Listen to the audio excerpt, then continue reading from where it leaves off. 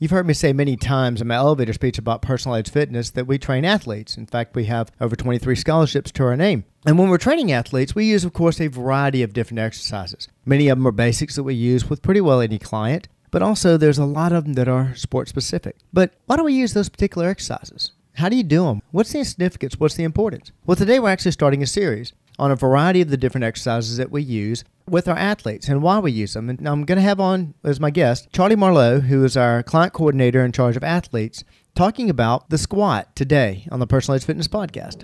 Welcome to the Personal Edge Fitness Podcast with Garrett Williamson. Health, wellness, exercise, nutrition, and a whole lot more. Got questions? Call us and leave a message at 251-278-EDGE or message us at Personal Edge Fitness on Facebook and Instagram, at Team PE on Twitter, or personaledgefitness.com. Good day and welcome to our Personal Edge Fitness Podcast. Thank you so much for joining me today on a podcast of dispelling all the myths of health, fitness, and wellness. And we're actually starting a series today with my buddy Charlie Marlowe on a variety of exercises that we use to train athletes. I want to let you know how to get in touch with us if you're interested in have any questions about this show or any others, or any questions about dispelling the myths of health, fitness, and wellness. And in this series, if you have any questions about any particular exercises, especially how they relate to a sport, you can reach out to us, area code 251-278-3343. That's 251-278-EDGE. Hit me up on my email at Garrett, Garrett, at personaledgefitness.com. Personaledgefitness.com, of course, is our website. Personal Edge Fitness is our Facebook page. Hit us up on Twitter or X at Team PE. Before we get going, I want to go ahead and welcome my guest here today, a frequent guest on the Personal Edge Fitness Podcast, our client coordinator for athletes, Charlie Marlowe. Charlie, thank you so much for joining us. Thanks, Garrett. I appreciate you being here. Now we're talking about, well, arguably, I think you know this, it's one of my favorite exercises, and it's a real basic one, but let's talk like nobody's ever heard of this before. Give me the basics on the squat. The squat pattern is one of the main foundational movement patterns that we train here and that anybody would train. And I think it's probably one of the most basic, but also one of the most important and fundamental ones that you can train, because starting from a very young age, when you're a small toddler, I mean, one of the first things you do to go from crawling is to stand up. And so you have to be able to squat, right? Sure. And that's something that carries over from toddler all the way until, I mean, as long as you're living, really. I mean, basically until your feet are in the grave. Literally. So, I mean, you're sitting up, standing down all throughout the day, not even realizing it.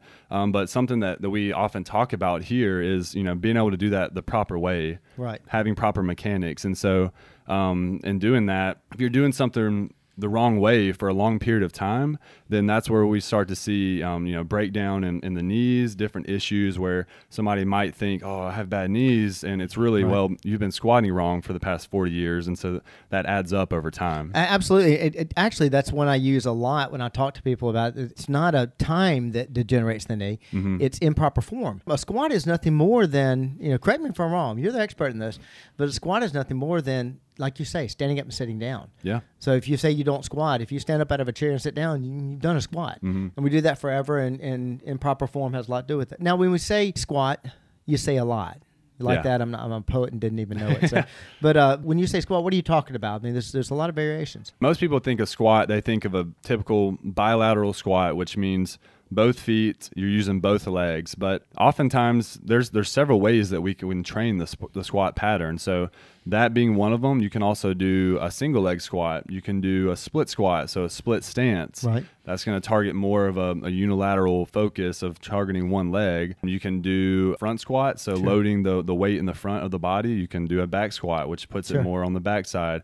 So there's different ways to target different joint angles, different muscles in different ways. Right. And all of them have a specific purpose that we use to program. Sure. And by the way, if you're watching us on social media, of course, you're seeing us talk about this, and you may know some of these things Charlie's talking about, you may not. Don't worry, we're going to take care of that. Charlie's going to shoot a video that we're going to follow up this podcast. It'll be posted a little bit later this week.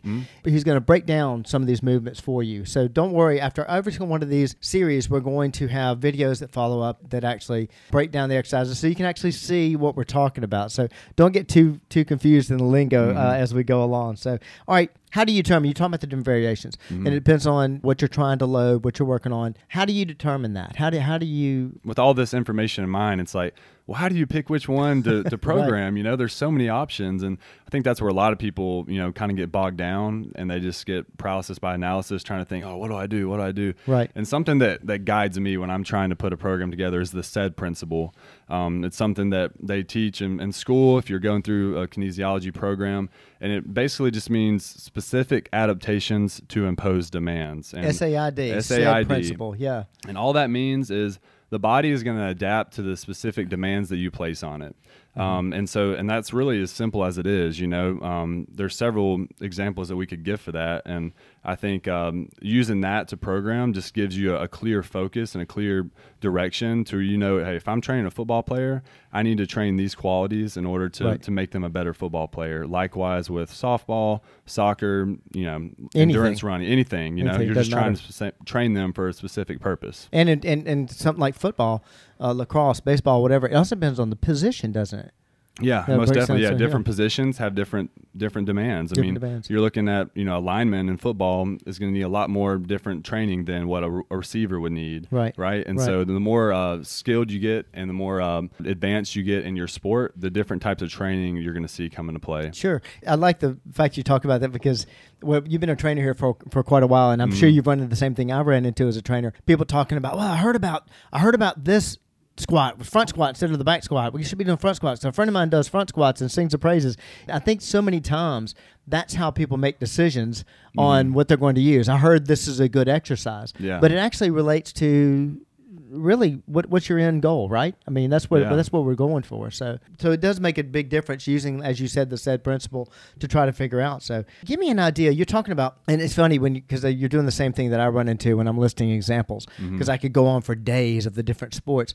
Give me an example of different squats or whatever that you would do for like different types of athletes. Like we said earlier, it really all depends on the demand of what they're trying to do. Sure. And so one example that I like to talk about is a power lifter versus a marathon runner. Okay. You think of two very different type of athletes. Different ends of the spectrum. Yeah. One's max strength and another one is endurance. And so, you know, when it comes to training those different individuals, you can't give them both the same program and expect them both to excel. They need very different things. Right. And so for a power lifter, in regards to a squat, you're going to want to train, you know, a lot of maximal strength, a lot of very heavy lifting, mainly because that's what their sport demands of them, right? I mean, they're going in to compete for a 1 rep max. Right. And so they need a lot of time under the bar, under heavy loads to get used to that and their body to adapt. Right. Whereas a marathon runner, they don't necessarily need to lift max strength hardly ever, because how often are they really straining under a maximal load? You know, that's not what their sport demands. So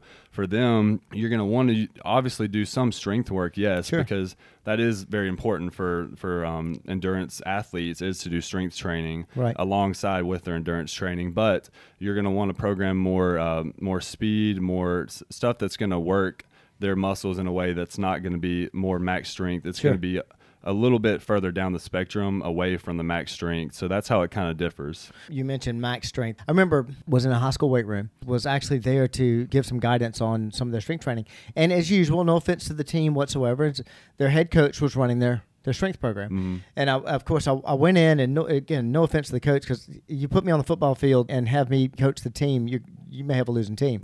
But I walked in, and of course I saw bad form left, right, and center. But what I saw that day, and I asked him, you know, I saw a bunch of max lift going on. That's very popular, and I can understand that, you know, the T-shirts, the 1,000-pound club, this kind of thing. But I asked him, I said, well, you know, how many times do y'all do max lift? And they were saying, well, every time we come to the gym, it's a max lift day. Not so sure that's the right approach. I mean, right. And take football, for example, because that's my background. So, you know, with football, what is the goal of football? It's not to go on the 50-yard line and max out on back squat. That's not who wins the game, right? So it's not always the strongest person, the strongest team that wins, you know? With football, max strength plays an important role in several sports, but it's not the only factor. There's several other qualities that we want to train, whether that be power, speed, agility, endurance. And so that's something that's important, but it's not the only thing to consider when we're programming. And so that's something that we have to look at whenever we're trying to decide what exercises to put in an athlete's program or a client's program, and then also, you know, how to load them as well. We're not preaching against max strength. And I think from a motivational standpoint. That's a challenge we have in working as trainers. The first thing we sell is accountability. And the second thing is that motivation. And so that's very motivating to a lot of athletes is, of course, max lifting. So using that as a tool in the gym, especially in preseason, getting the young athletes motivated or whatever. Sometimes it's breaking that bench press record. Heck, we see that in our senior clients. So we just had somebody do a max lift just the other day, and he's 80. Yeah, he's in his mid-80s. Mid-80s, yeah. 75 pounds on bench press, for 5 reps. So exactly. It's a heavy set of 5. Started with the bar just a few weeks ago, not too long ago. Yeah. So that's a big time. So max lift is very motivational. But talk about progression. Okay. When you're working with an athlete, and how do you progress them along? And I know there's actually a certain formula that you follow on that. There is. And as we said earlier, all these exercises are a means to an end, right? So we're trying to get a specific adaptation, a specific goal out of each exercise that we train. And so whenever we have somebody come in, we do have a specific progression of how we train them. And so it depends on their background. If we have somebody coming in from square one and they've never been in a gym before, never exercised, we might start them off differently from somebody who has 5 years of training experience and they're just coming in to get an edge on their opponent. So it definitely depends. But let's say we're starting off with somebody who's never lifted before. Right. We're going to start off with just a body weight squat. Super simple, but we need to make sure the form is correct first. And so before we start adding load, we're going to try to make sure that their form is proper, because if you start adding load to improper form, you're only going to continue to ingrain that improper form, and then it's only going to continue to get worse, and then it's never really going to help them. So we're going to start with a body weight squat. Sure. And then from there, we're just going to use tempos. So I like to use slow negatives. So I'll count down from 3, 2, 1, pause, and then they'll sit there at the bottom and hold it. And what we're doing is we're teaching their mind to get comfortable in those positions, because they're learning how to do it right. I mean, so they're going through it, and the more time they spend in those positions, and the more repetitions that they do, the more comfortable that they're going to be able to do it, and it's just becomes second nature. For anybody that doesn't know, when he's talking about in the negative is the eccentric contraction, concentric and eccentric contraction. Okay, what am I talking about? Think about a push-up. Most everybody knows how to do a push-up. Push-up, you really think the biggest part of your work is that when you're pushing up off the ground, or in a squat, when you're actually standing up. That's the concentric contraction, and that's only really 40% of your development. I mean, the vast majority of it happens to be in that negative or eccentric contraction, which Charlie was talking about, the lowering down process. And you were talking about basically teaching control in that. Yeah, most people don't realize this, but you're actually stronger eccentrically than you are concentrically. Much stronger. And so eccentric training is an awesome way to get stronger. Doing negative push-ups or eccentric push-ups, eccentric chin-ups, controlling that eccentric phase. If you're not quite strong enough to do a full push-up or a full chin-up, it's a great way to progress your strength so that you can be able to do that. This is easy for you to understand. And you've experienced this yourself, I'm sure. Think about this.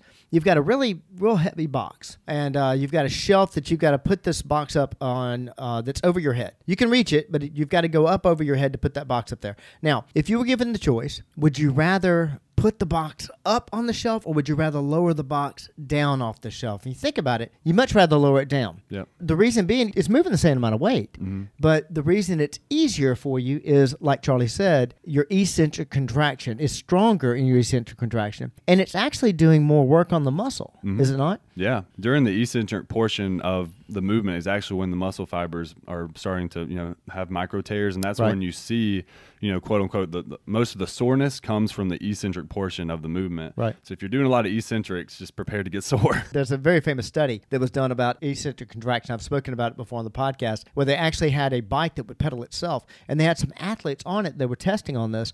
The athletes were supposed to try to stop the pedals from turning. And so that's a constant eccentric contraction. And actually, it caused a lot of damage to them. It was very, very, very sore for them. I've also been told that if you were given the choice of climbing the Eiffel Tower, either going up or coming down, always choose going up, because you're going to be a lot more sore coming down out of it. Yeah. And he's talking about micro tears, but that's not a bad thing, right? Oh, of course not. I mean, you have to cause minimal damage to the muscle in order for it to grow back stronger, right? Of course. So yeah, it's never a bad thing. And you definitely can overdo it, but it's something that is necessary to cause the muscle to grow. That's built on the whole principle. I've done several podcasts on this, on the fact that the body can repair itself. That's what fitness is. I mean, Charlie, even as good as he is, Charlie, besides having a bachelor's degree in kinesiology, played ball at Jones College. I did, yeah. What position? Linebacker. One of his biggest claims to fame, I'll say. It's was his roommate was Stetson Bennett with Yeah. Jones, but he has and still got a lot of friends playing football now. But the point I'm making is that as good a trainer as he is, you're really every person that you have coming in here, you're basically breaking down muscle tissue, right? Yeah, we bring them in and break them down, and then I say, all right, now go out of here and build back up, you know, 'cause Exactly. what they do out of here, whether that be nutrition, sleep, all Right. that is the recovery process, and that's when you're actually gaining muscle, you know, when you're Right. putting on muscle, and so that part is just as much important, if not more important, than what we do in here. You know, it's Sure. it's having them go outside of this and know, all right, I need to get my sleep right. I need to Right. focus on nutrition, my water intake. All that is, you know, another piece of the puzzle as well. So Right. Well, bringing us back to the squat, and but staying on that same Yeah. point. One of the biggest things we do, besides strength training, and the squat being such a valuable piece to that, is injury prevention. And we're talking about tearing muscle now. We want to do some of that, but speak a little bit about that, about injury prevention, especially as it relates to the squat. like I said, we have several ways to progress a back squat, and just to go through them real quick, we do body weight squat, goblet squat, front squat, back squat. That's kind of the progression, because as you go down, it gets more advanced. Right. And then each time we introduce a new progression, Sure. we always use a tempo, like we just talked about. So an eccentric followed by a pause, that just gives the athlete or the client more time to get comfortable in that position as they're learning the new exercise. Okay. So, and we always want to try to do full range of motion if possible. Right. Meaning, the more full range of motion, the more time under tension you're going to have with the muscle working. So that means the Right. muscle is going to work for longer periods of time, and it's also going to give you a better opportunity just to strengthen the muscle through a full range, which is Sure. what you want, right? You don't Of want to be course. strong and only a limited range of motion. Right. But that's, like you just said, that's not always the case. If somebody has an injury or a limitation, there's certain ways to work around that. Right. And for us, some of the ways that we do that is a heels elevated squat. So if somebody has issues getting in the bottom of a squat, we can elevate their heels, and that's going to allow them to get a little deeper, because it increases their ankle range of motion, allows them to get a little lower in the squat. Sure. And target their glutes and their quads more effectively. Whereas if they didn't elevate their heels, they might not be able to get as low. Right. Another thing that we can do is shorten the range of motion. So if we try to Sure. elevate their heels, they're still not quite get to where we want them to be. We can do a box squat, which all that is you're sitting down to a box and then standing up. So it kind of Sure. takes that bottom of the squat out of it, where they have to rebound. So they're Right. fully sitting down and then standing up again. And so you can elevate the box super high, or you Right. can make it really low. And so you can kind of play around with the range of motion, which is something that I found to be really effective. Yeah. And the last thing is just an isometric body weight squat. So like we talked about, you've got concentric, eccentric. Isometric is literally just holding a position. So if somebody has pain throughout, a certain range of motion, I can say, all right, we'll just squat down and hold it, and we'll just hold it for 30 seconds. Right. And, I think a lot of clients would agree that, it might look easy when you're just watching somebody do it, but Right. it burns pretty good. It's what we call also TUT, time under tension. Yep. And but basically holding that muscle in a contracted phase. And remember now, Charlie's going to be shooting a video. He's throwing out a lot of things. It's hard to kind of visualize it. He's going to actually show some of these in the video to describe it. All right, you were talking about going low, and not being able to go low enough. All right, my favorite question about the squat: how low can you go without any? If you have no injury limitations or whatever, how low is the human body built, supposed to go? As low as you possibly can, and that's what I always tell people. I say, get as low as you can while maintaining good form. So Right. if you're getting super low, but then your back's starting to arch and your heels Right. are coming off the ground, that's not really helping you. But as long as you can maintain good form and still, get good depth, ideally, if you can get to, parallel to the floor, Right. that's what I try to look for. If you can get Excuse me, I'm sorry to interrupt, but parallel to the floor, what do you mean? if your thighs are parallel to the floor whenever you squat down, that's pretty good squat depth. Right. If you can get lower than that, great, but parallel to the floor is the goal. And then if somebody can't do that, that's where we might try to throw in some of those modifications. Sure. Elevating their heels, having them squat to a box, and that can help, increase Right. the range of motion as we train them. Let's say you've got no limitations. Your form is correct.